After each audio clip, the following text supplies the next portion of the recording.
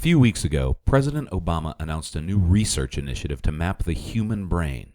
It's a significant investment of $100 million to prevent, treat, and cure brain injuries.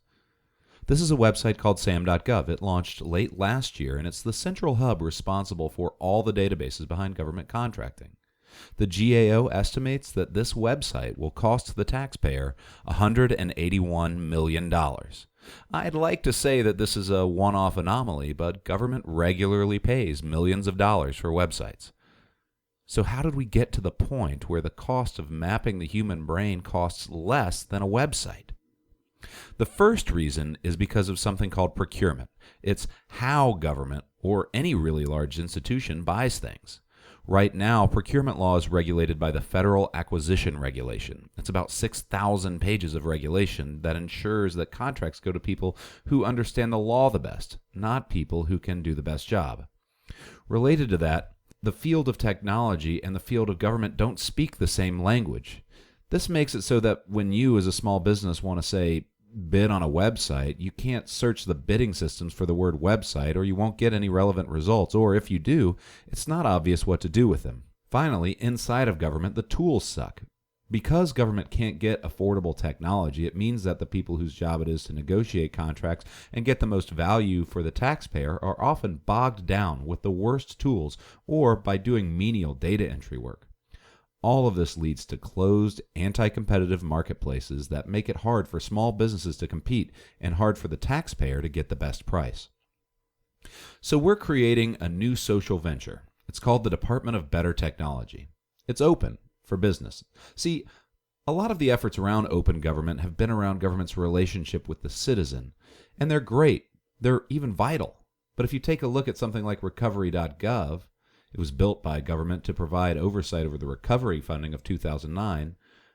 Open government is really hard for government to sustain because it's so expensive. So we're going upstream to equip government with better technology that will drive down the cost of opening up and spur economic development by making it easier for governments to engage with innovative companies in their own backyards. Our first step with that is a product that we call Procure.io. It's based on technology that we made for the Presidential Innovation Fellowship program at the White House earlier this year.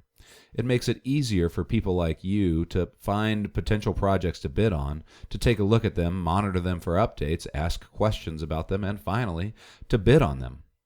At the same time, it provides people inside of government with the tools they need to manage these procurements well.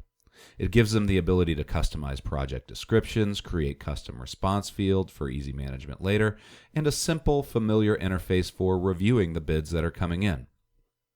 When we deployed this for the federal government, we found some exciting results.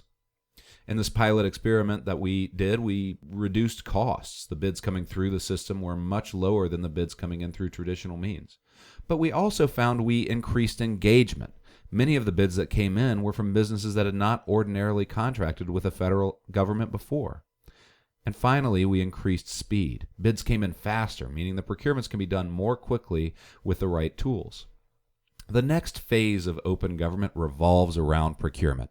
Anybody that's interested in government being more transparent, more participatory, more accountable, or just more efficient has to care about procurement, and we do.